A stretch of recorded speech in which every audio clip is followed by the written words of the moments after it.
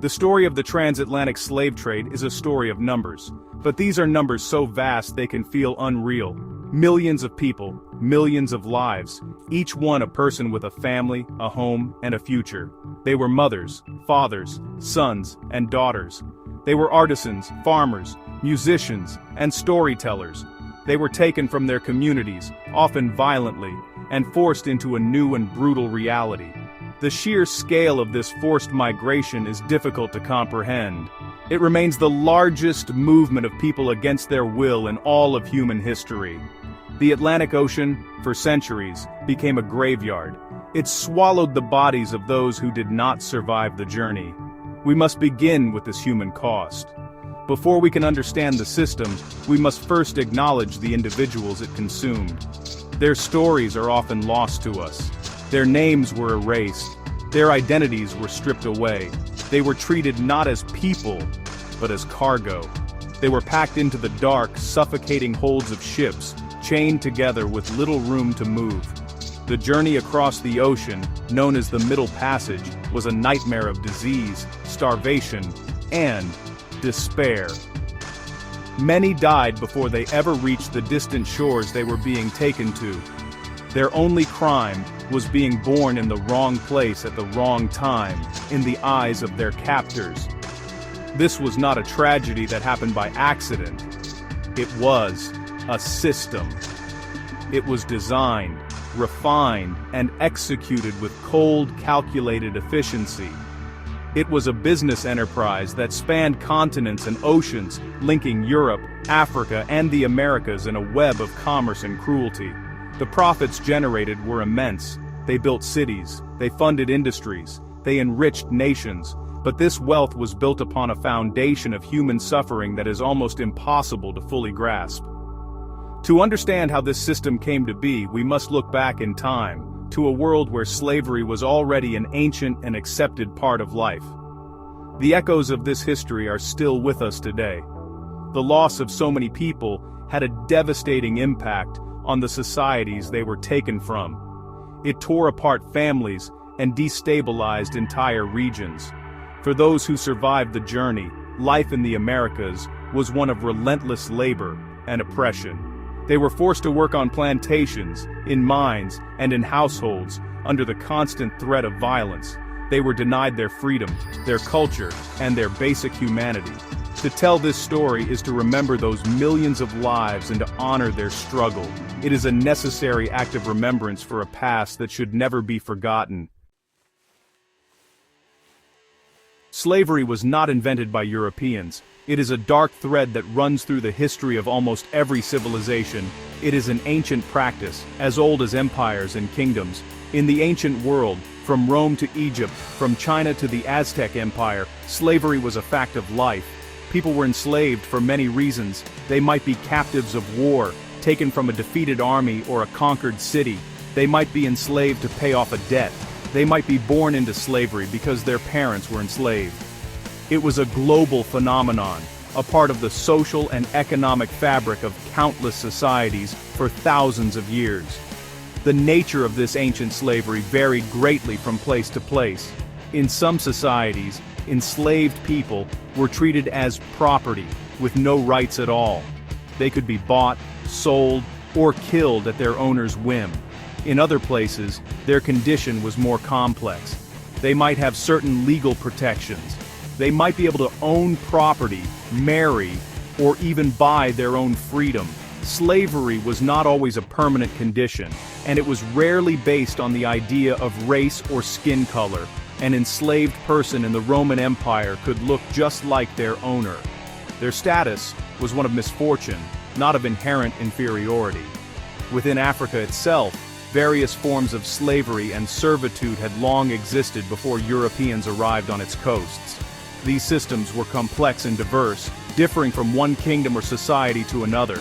As in other parts of the world, people were often enslaved through warfare or as punishment for crimes. In many African societies, however, the concept of slavery was different from the chattel slavery that would later define the Atlantic system.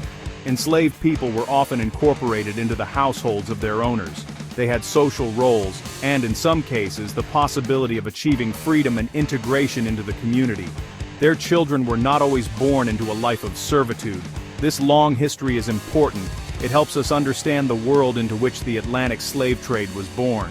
When the first Portuguese ships sailed down the coast of West Africa, they did not enter a world that was innocent of slavery. They entered a world where complex networks of trade and power already existed. Local rulers and merchants were involved in their own systems of capturing and trading people. The arrival of European buyers with their guns, textiles, and alcohol did not create slavery in Africa, but it did something far more dangerous. It transformed it, expanded it, and turned it into a voracious industrial-scale machine. In the centuries leading up to the Great Age of Exploration, slavery in Western Europe had been in decline. The old Roman system had faded with the empire itself. The feudal system that replaced it was based on serfdom, a different kind of unfreedom, but not the same as chattel slavery. The dominant Christian faith also played a role. While the church did not condemn slavery outright, there was a growing unease with the idea of Christians enslaving other Christians. For a time, it seemed that the practice might disappear from this part of the world altogether. But it did not vanish. It simply shifted. While it faded in places like England and France, slavery remained a powerful force around the Mediterranean Sea. The sea was a frontier, a place of constant conflict between Christian and Muslim powers. Raids were common. Both sides captured and enslaved their enemies. Great slave markets existed in the cities of North Africa, in the Ottoman Empire, and in parts of Italy and Spain. These slaves were often from Eastern Europe, the Balkans, or from across the Mediterranean itself. They were put to work as galley slaves, domestic servants, or soldiers. This was a world where slavery was still very much alive, driven by warfare and religious rivalry. At the same time, sophisticated trade networks crisscrossed the African continent. For centuries, long before European ships appeared, trade routes connected West Africa with North Africa and the Middle East. Gold, salt, and ivory were among the valuable goods that traveled north across the Sahara Desert. And alongside these goods, enslaved people were also traded. They were captured in conflicts between different African states and societies. They were then sold to Arab merchants who took them north to the markets of the Mediterranean and the Middle East. This trans-Saharan slave trade was a significant and long-standing enterprise.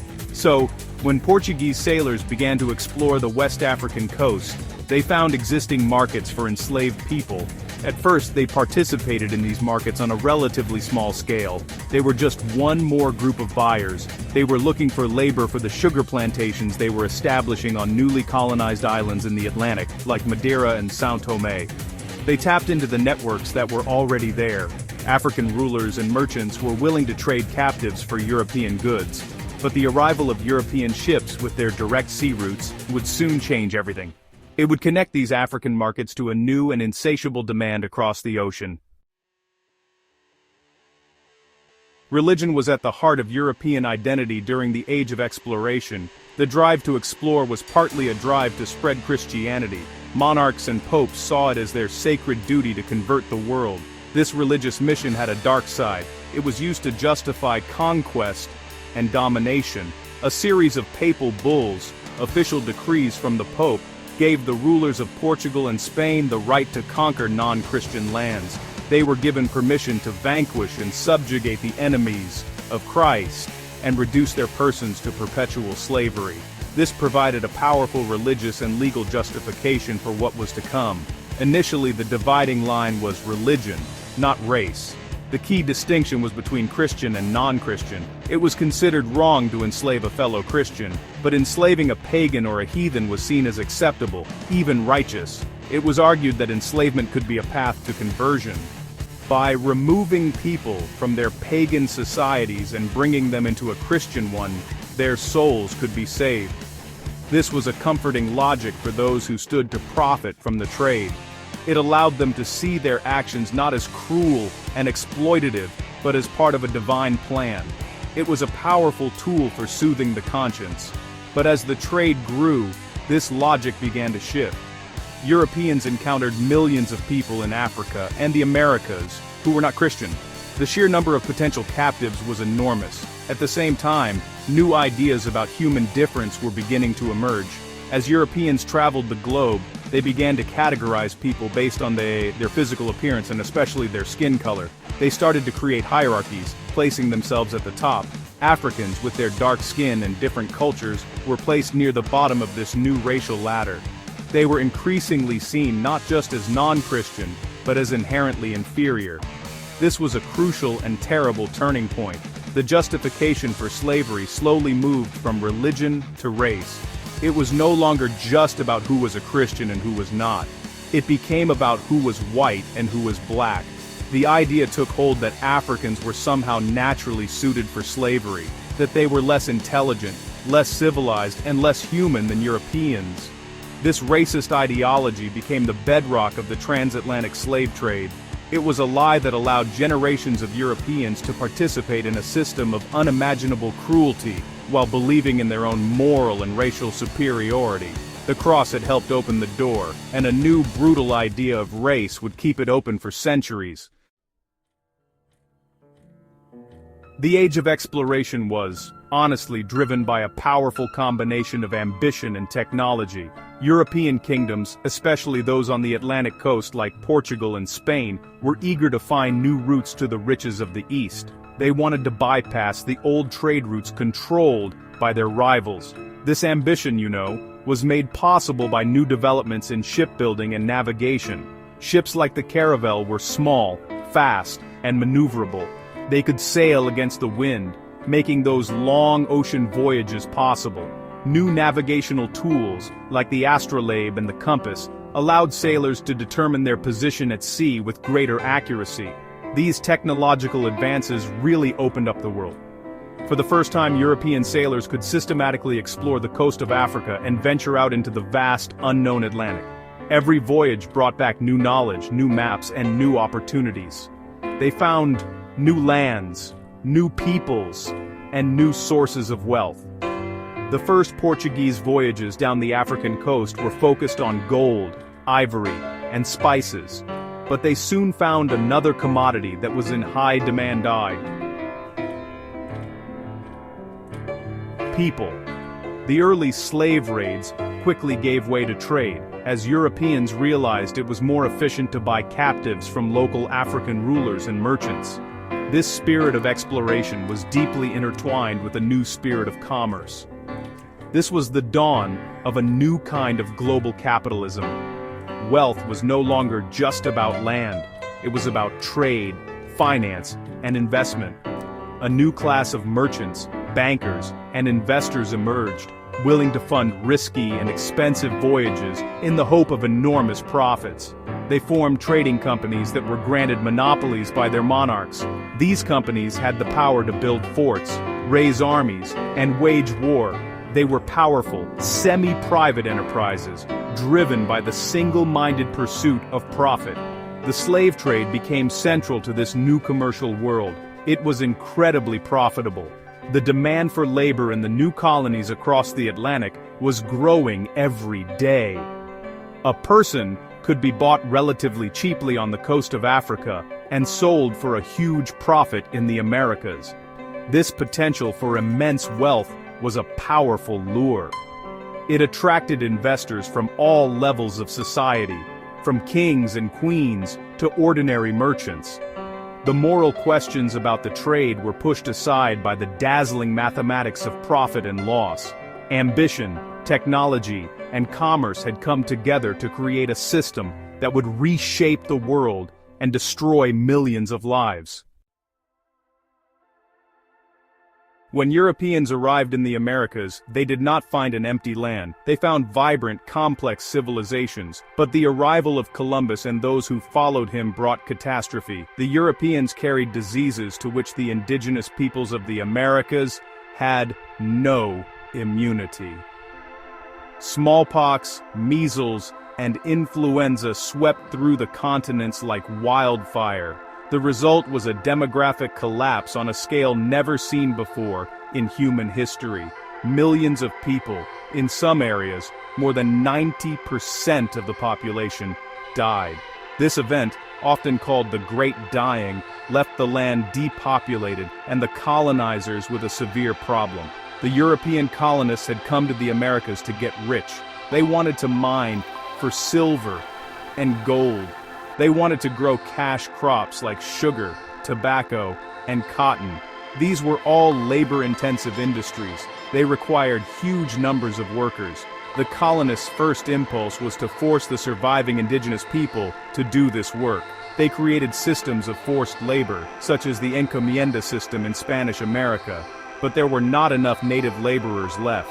So many had died from disease, and those who remained often resisted enslavement or fled into the interior. The colonists needed another source of labor. Some colonists tried using indentured servants from Europe. These were poor people who agreed to work for a set number of years in exchange for passage to the Americas. But this solution was also inadequate.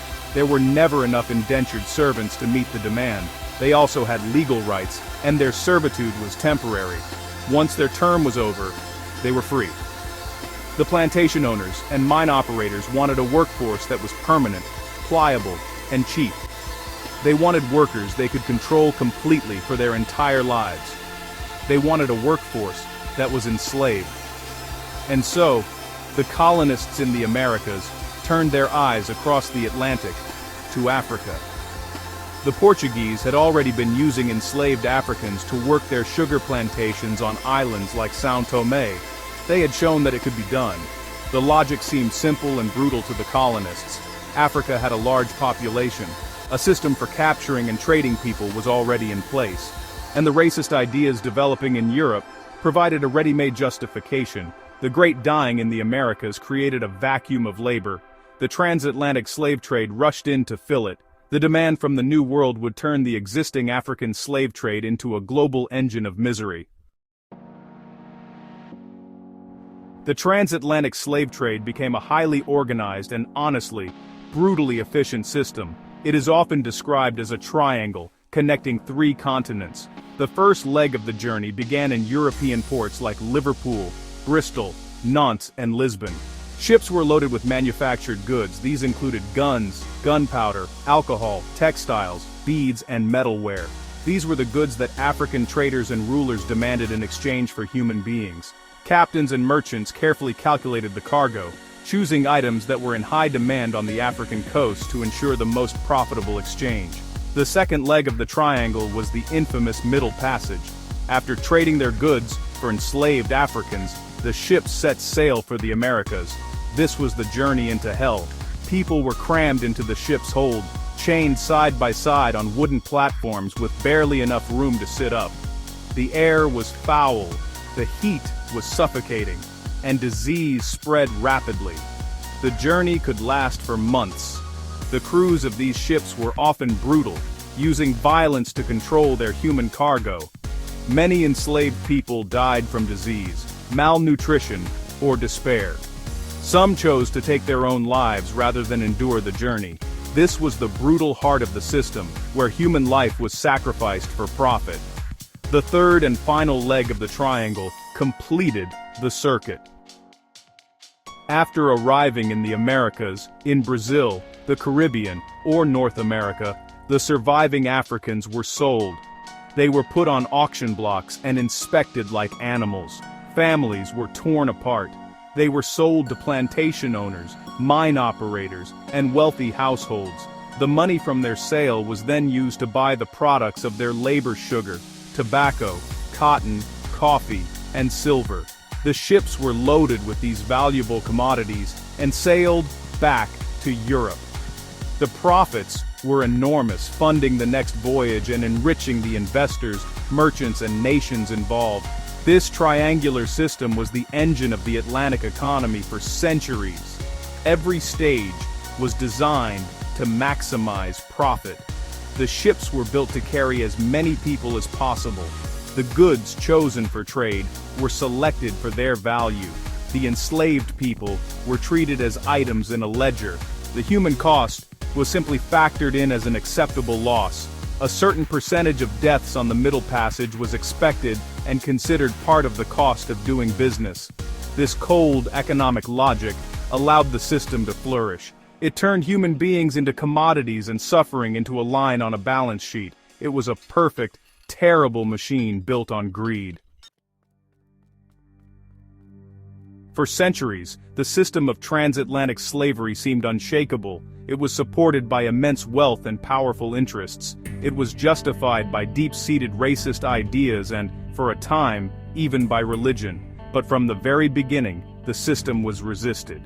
The most powerful resistance came from the enslaved people themselves. They fought back in countless ways. On the ships of the Middle Passage there were rebellions. On the plantations of the Americas, they ran away, forming communities of free people in remote areas. They broke their tools, worked slowly, and preserved their cultural traditions in secret. They never accepted their condition. Over time, a new moral consciousness began to emerge in Europe and the Americas. People started to question the foundations of the slave trade. Thinkers of the Enlightenment championed ideas of liberty, equality, and human rights. These ideas stood in stark contrast to the reality of slavery. Religious groups, particularly the Quakers, began to condemn slavery as a sin, a moral stain on the soul of the nation. They argued that it was incompatible with Christian teachings of love and brotherhood. These moral and philosophical arguments began to chip away at the justifications that had propped up the system for so long. The fight was also carried on by formerly enslaved people who had gained their freedom. People like Olaudah Equiano wrote powerful accounts of their experiences. Their stories exposed the brutal reality of the slave trade to a public that had been shielded from its horrors. Their voices were crucial. They provided living proof of the humanity and intelligence of Africans, directly challenging the racist ideas used to justify their enslavement. Alongside them, dedicated abolitionists, both black and white, organized campaigns. They wrote pamphlets, held public meetings, and petitioned their governments to end the trade. Slowly, painstakingly, the tide began to turn. The combination of persistent resistance from the enslaved, the moral arguments of abolitionists, and shifting economic and political realities made the slave trade increasingly difficult to defend. The Haitian Revolution, a successful slave uprising that created an independent nation, sent shockwaves across the Atlantic world. It proved that enslaved people could defeat their masters and win their own freedom. One by one, nations began to outlaw the slave trade, and then eventually, slavery itself. It was a long and difficult struggle, but it showed that even the most powerful and profitable systems of oppression can be brought down by the enduring power of the human spirit.